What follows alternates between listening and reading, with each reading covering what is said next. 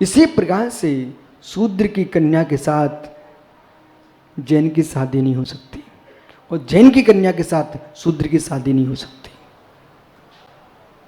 इसलिए इस बात का ध्यान रखना, नहीं तो पापड़ीवाल जी आहार नहीं दे पाओगे।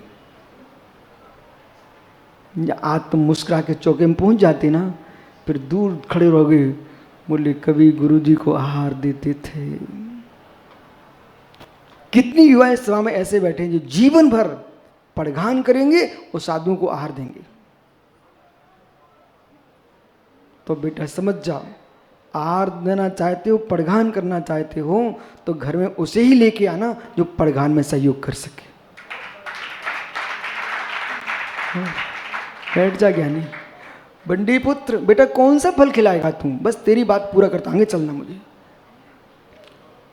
जो बीमार था उसे तुम फल कौन सा खिलाओगे? हैं? अब तुम ठीक बोले हो। जैसे डॉक्टर कहे आपसे बेटा फल खिलाना, तो उससे धीरे से पूछना, मित्र फल तो खिलाऊंगा, परमेश्वरी ये तो बताओ कौन सा खिलाऊंगा। तो इसी प्रकार से अखंडता है, एकता है। फलों फलों में नाम की एकता है, पर फलों के धर्मों में एकता नहीं है। कोई फल गर्म होते हैं, कोई फल ठंडे होते हैं। ओहो हो, मालूम है आपको? लीची का नाम सुना? वो कैसा होता है? आम का नाम सुना? वो कैसा होता है?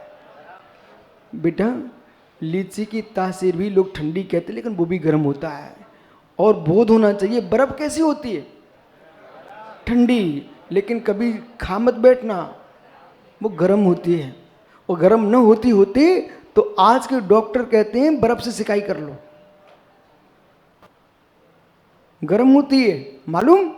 इसलिए जब तक वस्तु की प्रकृति का ज्ञान न हो जाए, ऊपर की ठंडेपन को देख करके बर्फ खाना प्रारंभ मत कर देना बेटा।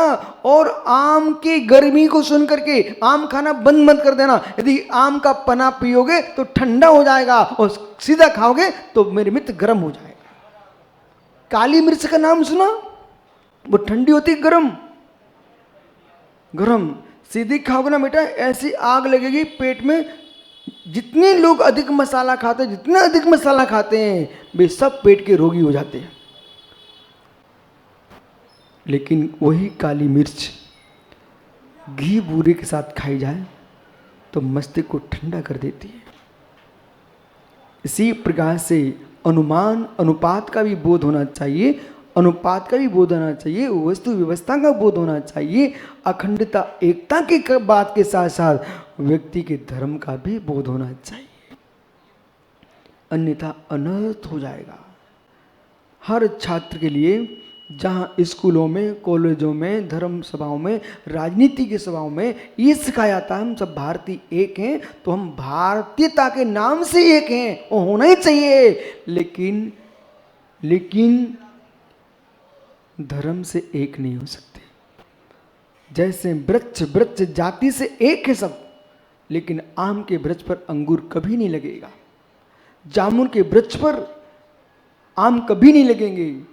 इसलिए जामुन जामुन है और आम आम है। जो चुनाव को जीतने के राग में देश में अखंडता फैला रहे हैं, वे देश का नाश कर रहे हैं।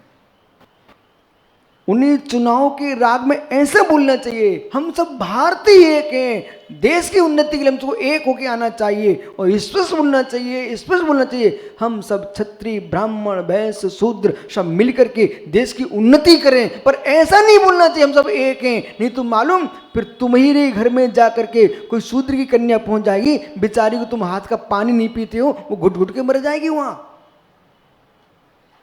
आप समझा करो। इधर पापड़ीवाल जी खड़े हो गए, मालूम, बोले सारे समाज एक है, सारे समाज एक है, मालूम।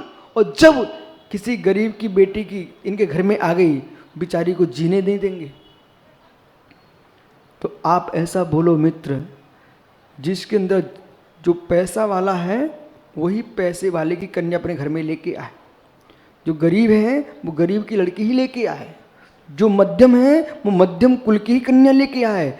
तो तो दोनों सुख से जी पाएंगे। और तुम धनपति की कन्या लेके आ गए और तुम्हारे घर में नहीं तक कमरा बैठाने को, वो बिटिया मेरे मित्र तुम्हारे घर में क्या नाच दिखाएगी, तुम देखते रह जाओगे। सोनू, जितनी बुद्धि चले उतनी बुद्धि वाली से शादी करने का। बोले नाम सुन लिया, बोले हम तो बिल्कुल पढ़ी लिखी कन्या चाहिए मुझको, और मालूम चले सोम की बुद्धि चल नहीं रही, वो पढ़ी लिखी आ गई, अब तुमको रोज डांट खाना पड़ रही है। रोज बेचारा डांट खाता, रोज डांट खाता। बोले क्यों? बोले ये करो ये करो, कुछ समझ में नहीं आता आपको। इसलिए ज्ञानी, चेहरा ही मत देखो, बुद्धि भी देखो। इसके बाद धर्म भी देखो, धर्म भी देखो। यदि आप धर्मात्मा हो, वो धर्मात्मा नहीं है, तो तुम्हारे लिए परेशान कर देगी। वो धर्मात्मा देगी, तुम कमजोर हो तो तुम परेशान हो जाओगे। दोनों का धर्म भी देखो। देखो, आपको सारी विद्या सिखा रहा हूं, मात्र आपको लग रहा होगा इतनी ग्रास्तिक बातें क्यों कर, ग्रास्तिक बातें नहीं हो रही हैं। ये सब संतोष से जिएंगे तो इनकी संतान जब होगी उसके अंदर संस्कार पवित्र होंगे, और दोनों पति पत्नी झगड़ते रहेंगे, उनकी संतान के अंदर जो भाव आएंगे वे क्रूर भाव आएंगे। वो क्रूर संतान धर्म कब चला पाएंगे? कम से कम इस सभा में आप सब बैठी हो, अपने घरों में सूचना कर देना, जब उदर में शिशु आए, किंचित मात्र भी परिवार में विसंवाद नहीं होना चाहिए। उदर में संतान आए, बनने वाली माँ को जिनवाणी सुनाओ, नमोकार मंत्र सुनाओ, उसको यहाँ की निंदा पुराण मत सुनाओ, उसके अंदर किंचित मात्र भी खिन्नता मत आने दो। जैसे एक दिगंबर मुनि के पास जाकर के आपको समाज की, देश की, राष्ट्र की किंचित मात्र भी कोई बाहर की बातें नहीं करना चाहिए। बोले क्यों? क्योंकि उनके गर्भ में धर्म पलता है, जैसे पत्नी के गर्भ में संतान पलती है। यदि गर्भ का संस्कार विपरीत हो गया तो संतान का क्षय हो जाएगा, और साधु के भाव विपरीत हो गया तो धर्म का क्षय हो जाएगा। इसलिए मित्र, गर्भस्थ अवस्था में उसको तस्वीर भी दिखाओ तो किसी एक्टर हीरो की मत दिखाओ, बीत लागे दिगंबर जनदेव और निर्गंध गुरु की दिखाओ। हे मित्र, यदि आपके लिए कोई स्तोत्र भी सुनाना हो तो उसको सुना देना कि हे देवी, जो मानतुंग स्वामी ने लिखा, इस पृथ्वी पर वे ही परमाणु थे जिससे जिनदेव का जन्म हुआ है, जिनका शरीर निर्मित हुआ है। आप ऐसा संतान को जन्म दो कि इस पृथ्वी पर लोग कहें कि बेटा तुम इन परमाणु से रचा गया है, कि जो परमाणु कोई दूसरे नहीं थे। ऐसे तुम बेटा संतान श्रेष्ठ होगी। तो आपको ये भी तो मालूम है, सूर्य महान होता है तो पूर्व दिशा का भी तो नाम होता है। ओह बंडी पुत्र सुधांगनी बेटा, क्या बोला मैंने? सूर्य महान होता है, जगत को प्रकाश देता है, बराबर। सूर्य महान होता है, जगत को प्रकाश देता है। तो सोनू, यदि सूर्य महान होता है, सूर्य का नाम यदि लिया जाता है तो पूर्व दिशा का भी नाम होता है। यदि संतान श्रेष्ठ हो गई तो तुम्हारे माता पिता का भी नाम आएगा, और शिष्य श्रेष्ठ हो गया तो गुरु का भी नाम आएगा।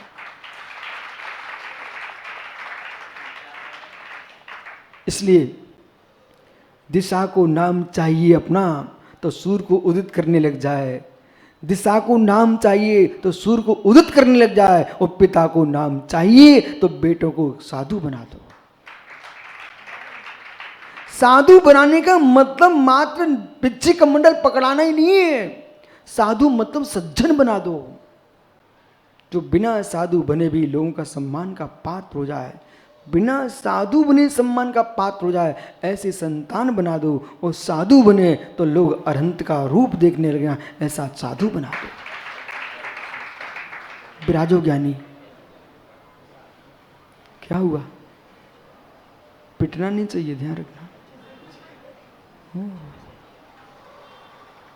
मालूम मारी बाकलीवाल जी क्या भावना भा रहे थे? बोले अब कुछ नहीं चाहिए, अंतिम समय देव धर्म गुरु के चरण चाहिए। माँ अपनी संतान के जन्म घुटी में ये बात पिला देना चाहिए कि सुख से जी सको जियो, जब जी के उनका अंतिम समय आए तो बेटा यही भावना भाना कि अंतिम श्वास मेरी किसी पलंग पर ना निकले, देव सारू चरणों में संसारूढ़ होकर के निकले। विराजो भैया, भावना फलवती निश्चित होती है और आप सब पुण्यात्मा हो। बोटू भैया, जिनालय के पास रहने वाले सब भाग्यवान जीव हैं। क्यों? जब भी ऐसी विषमता है कि अब गला रुंध रहा है तो अपने चारों बेटों से कह देना कि बेटा हॉस्पिटल की देहरी की जगह मुझे भगवान महावीर स्वामी की देहरी पर ले जाना। क्या रमन लाल जी, नाथ गांव का भाग्य देखो। रमन लाल जी एक दिन पहले उन्होंने घर के लोगों से कहा मुझे कहीं नहीं ले जाओ, कहीं नहीं ले जाओ, अब तो मुझे आप रायपुर ले चलो गुरु जी के पास। वो बोटवी उस जीव का पुण्य तो देखो। दर्शन करके मैंने कहा ठीक अब ले जाओ, बोले अभी नहीं जाता हूं, अभी शांति धारा देखूंगा। भगवान का अभिषेक देख लिया, अब फिर भी उस जीव की भव्यता कितनी पवित्र थी। मान स्तंभ और तीर्थंकर जिनेश्वर के बीच में पहुंच करके तो बोले महाराज जी अब मुझे व्रती बना दो। जिस जीव ने जीवन भर संसार का सुख भोगा हो वो अंतिम में व्रती बनने के भाव बन रहे हैं। जिस जीव का दुर्गति का बंध नहीं हुआ वही व्रती बन सकता है, जिसका दुर्गति का बंध हो चुका है वो व्रती नहीं बन सकता।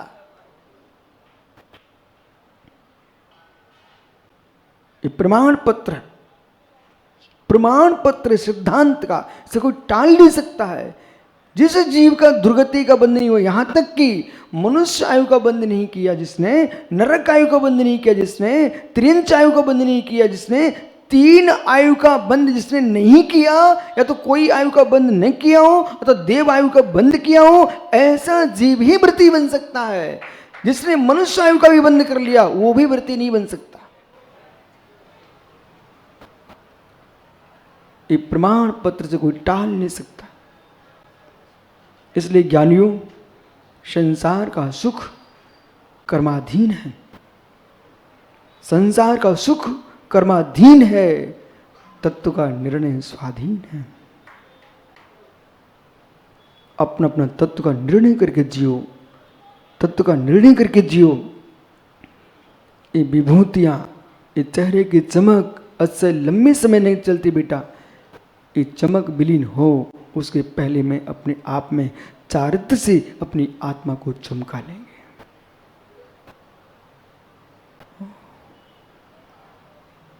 डायरी पे लिख लेना, डायरी पे लिख लेना बेटा, केवल घर में जाके लिख के टांग देना। बोले क्या?